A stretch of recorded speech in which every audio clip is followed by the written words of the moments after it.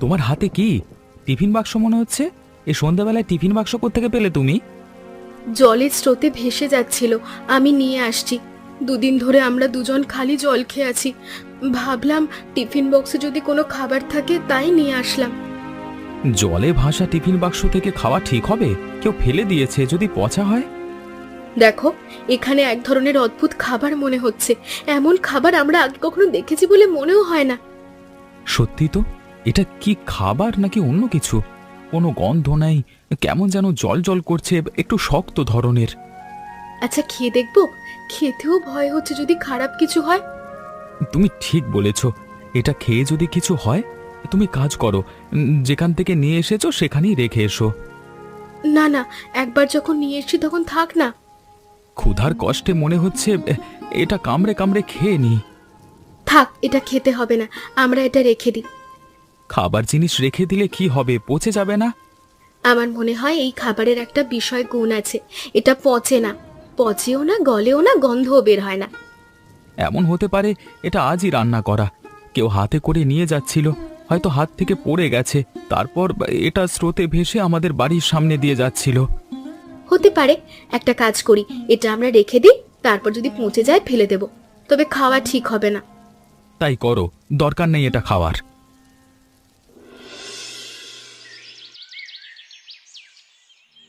তোমাকে দিয়ে কিছু হবে না, কোনো কিছু ঠিক করে রাখতে পারো না। আমার হাত থেকে পড়ে গেলে কি করব? আমি কি ইচ্ছে করে ফেলেছি নাকি? দেখছো না কদিন ধরে কেমন বৃষ্টি হচ্ছে? পা পিছলে পড়ে গিয়েছিলাম, তখনই আমার হাত থেকে ফসকে গেছে। আমি এর আগে অনেক জিনিস চুরি করেছি, কিন্তু এমন অদ্ভুত জিনিস আগে কখনো চুরি করিনি। তুমি কিনা হারিয়ে ফেললে। এই একই কথা আর ভালো লাগছে না, বারবার বলো না তো। কখন থেকে একই বিষয় নিয়ে ঘ্যান ঘ্যান করে যাচ্ছ? যদি অন্য কথা থাকে তো বলো। টিফিন বাক্সটা একজন স্বনামধন্য ব্যবসায়ীর কাছ থেকে চুরি করেছি। বাক্সের ভেতরে যে অদ্ভুত জিনিস ছিল, আগে আমরা সেই জিনিস কখনো দেখিনি। আচ্ছা, আমি আশেপাশে খোঁজ করে দেখব, হয়তো কোথাও পাওয়া যেতেও পারে। একবার হারিয়ে গেলে সেই জিনিস কি আর ফিরে পাওয়া যায়? চেষ্টা তো করে দেখতে পারো। তোমাকে দিয়ে না কোনো কাজ হয় না। এর আগেও তুমি অনেক জিনিস হারিয়ে ফেলেছো। চুরি করা জিনিস তো একটা হারালে সমস্যাটা কি? তোমাকে তো কষ্ট করতে হয় না। আমি কত কষ্ট করে চুরি করি, ধরা পড়লে আবার মারও খেতে হয়, ভালো লাগে না। হয়েছে হয়েছে, এবার থামো তো, আমি খোঁজ করব। কিরণ, অনেকদিন পরে তো ব্যবসা কি বন্ধ করে দিয়েছো নাকি? ব্যবসা বন্ধ করিনি, টাকার অভাবে মাল কিনতে পারছি না। বর্ষা যেভাবে হচ্ছে, ব্যবসা করা কঠিন হয়ে যাচ্ছে। তা বটে, আমরা বড় ব্যবসায়ী, তাই হিমশিম খেয়ে যাচ্ছি। দাদা, আমাকে একটা উপকার করতে হবে। যদি আমার সাধ্যের মধ্যে থাকে তাহলে অবশ্যই উপকার করব। তা বলো ভাই, কি উপকার করতে হবে?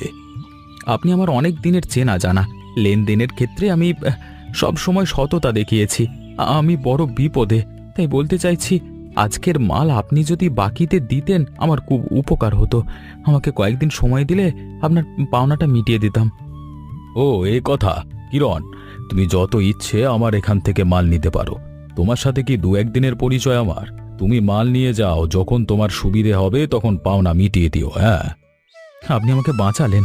আমার হাতে একদম টাকা পয়সা নেই, কয়েকদিন ধরে একেবারে না খেয়ে আছি। দোকানটা চালু করলে আবার আগের অবস্থানে ফিরতে পারবো। কয়েকদিন ধরে খাওয়া হয়নি, এ কি বললে ভাই? আমি চেষ্টা করব সাহায্য করবার। আমি কখনো চাই না কোনো পরিবার না খেয়ে থাকুক। আপনি একজন মহান মানুষ, আপনার সাথে না মিশলে কখনো বুঝতে পারতাম না মানুষ এত মহান হয়। ওপরওয়ালা যেন আপনার মঙ্গল করে। তুমি যে কি বলো ভাই, দুনিয়াতে অনেক ভালো মানুষ আছে। ভালো মানুষ না থাকলে এই দুনিয়া কখনো টিকে থাকতো না। আপনি ঠিক বলেছেন দাদা, আমি তাহলে মাল নিয়ে গেলাম, সময় মতো আপনার পাওনা মিটিয়ে দেব। ভূমি বৌদি, তুমি অনেকদিন পরে ভুলেই গেছো আমাদের। ভুলবো কেন? তোরাই তো আমাদের বাড়িতে পা রাখিস না, আমি তো তাও মাঝে মাঝে আসি। এই বৃষ্টির মধ্যে কোথাও যেতে ভালো লাগে না, এদিকে শরীরটাও খুব একটা ভালো নয়। তোকে কেমন দুর্বল লাগছে? কিছু খাসনি নাকি? খুব অভাব চাচ্ছে, কোনো রকমে আছি। তোর স্বামীকে বল কিছু করতে। এইভাবে আর কতদিন চলবি? শোন, কয়েকদিনের জীবন, জীবনটা একটু উপভোগ করতে শেখ। আমাদের দেখেছিস, আমরা খুব ভালো আছি। দেখো বৌদি, তোমাদের সঙ্গে তো আর আমাদের তুলনা হয় না। আমাদের অবস্থা একটু খারাপ, সব সময় তো আর একই রকম থাকে না। তোমরা কি করো আমার খুব ভালো জানা আছে। না খেয়ে থাকলেও তোমাদের মতো কাজ করব না। তুই কিন্তু আমাকে অপমান করছিস। আমি তোর ভালোর জন্যই বলেছিলাম, তোদের খালি বড় বড় কথা। এত কথার জন্যই তো না খেয়ে থাকতে হয়। না খেয়ে থাকতে হয়, না খেয়ে থাকবো, কিন্তু ন্যায়ের পথে চলবো। তুই কি বলতে চাচ্ছিস সেটা কি বলতো? কি আর বলবো, তোমাদের মতো চুরি করে আর যাই হোক সংসার চালাবো না। তুই আমাকে অনেক খোঁচা দিয়ে কথা বললি। তুই যতটা আমাদেরকে খারাপ ভাবিস, আমরা মোটেই কিন্তু অতটা খারাপ নই। তো রাঘব দাদা একটু একটু চুরি করে, আমি কিন্তু বাধা দিই। আমার কথা না শুনলে কি করব? দাদাকে বুঝিয়ে বলো দিদি, নইলে দেখবা কবে বড় ধরনের বিপদে পড়বা। আর যেদিন বিপদে পড়বা সেদিন কাউকে পাশে পাবা না। এখনো সময় আছে, দাদাকে ঠিক করো। আজকে রাতে আমি ওকে খুব ভালো করে বোঝাবো। ছেলেটা বড় হচ্ছে, ও যদি জানে ওর বাবা চোর তাহলে মান সম্মান থাকবে না। দিদি, তোমার ছেলে বাড়িতে আসে না? বোর্ডিং এ থাকে, বছরে একবারই আসে। তখন তোর দাদা চুরি করে না, একেবারে ভালো মানুষ হয়ে থাকে। ভালো তো, আমি এখন গেলাম। আচ্ছা দিদি। নিতিন, আমাদের ব্যবসা দিন দিন খারাপের দিকে যাচ্ছে, আমাদের কিছু একটা করতে হবে। হ্যাঁ, আমি প্রস্তুত আছি। আনন্দ এই রাস্তা দিয়ে রাত 11টার দিকে বাড়িতে যায়। আমাদের কাজ হবে ওকে পেছন থেকে আক্রমণ করা, যাতে কোনোভাবে বুঝতে না পারে কে আক্রমণ করেছে। বুঝতে পারলেই বাকি, ওকে কি আমরা বাঁচিয়ে রাখবো নাকি? যা করতে হবে খুব সাবধানে করতে হবে। আমরা যখন আনন্দকে আক্রমণ করব তখন হাতে কাপড় পেঁচিয়ে নেব, কোনো রকম হাতের ছাপ যাতে না পায়। আনন্দ খুন হয়েছে এই দায় অন্যের ওপর চাপাতে হবে। হ্যাঁ, এটা আমি আগে থেকেই পরিকল্পনা করে রেখেছি। কি পরিকল্পনা আমাকে খুলে বল। রাঘবকে চিনিস তুই? হ্যাঁ চিনি, চুরি করে বেড়ায়। ওকে কে না চেনে? ঠিক চিনেছিস। আমাদের কাজ হবে আনন্দকে খুন করে ও টাকা, ঘড়ি এবং সাথে যা থাকবে সব রাঘবের বাড়িতে রেখে আসা, যাতে পুলিশ রাঘবকে সন্দেহ করে। রাঘব ছোটখাটো চুরি করে, কিন্তু কখনো খুন বা বড় ধরনের চুরি এসব তো কখনো করে না। সেটা আমাদের ভাবনার বিষয় না, আমাদের কাজটা ঠিক মতো করতে হবে, এটাই মূল লক্ষ্য। তা কবে করব এই কাজটা? যা করবার খুব তাড়াতাড়ি করতে হবে। আনন্দ যতদিন ব্যবসা করবে ততদিন আমরা ওপরে উঠতে পারবো না।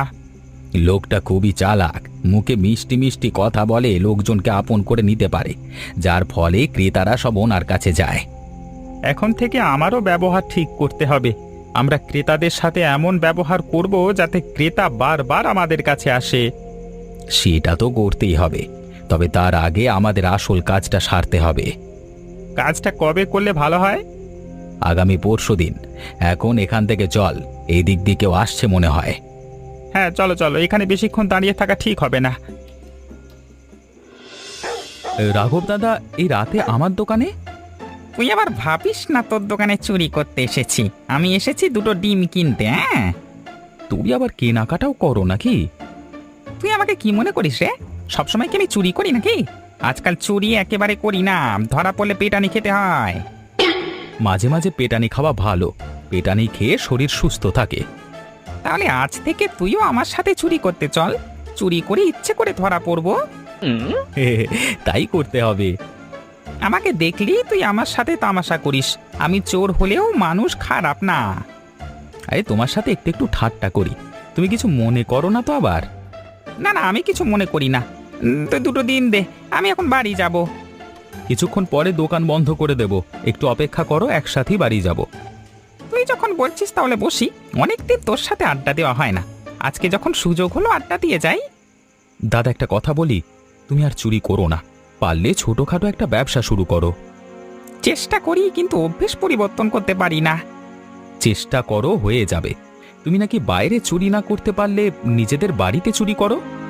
তোকে সব কথা কে বলেছে? আমি নিজের বাড়ি জিনিস চুরি করতে যাব কেন? হ্যাঁ, গল্প করতে করতে অনেক রাত হলো, এখন আর খদ্দের আসবে না। দাদা, এই নাও ডিম। তা কত দেবো দুটো ডিমের দাম? টাকা দিতে হবে না, চলো এখন দোকান বন্ধ করে বাড়ি যাই। টাকা নিবি না মানে? এইভাবে ফ্রিতে ডিম দিলে তোর ব্যবসা চলবে? হ্যাঁ, এই নে টাকা ধর।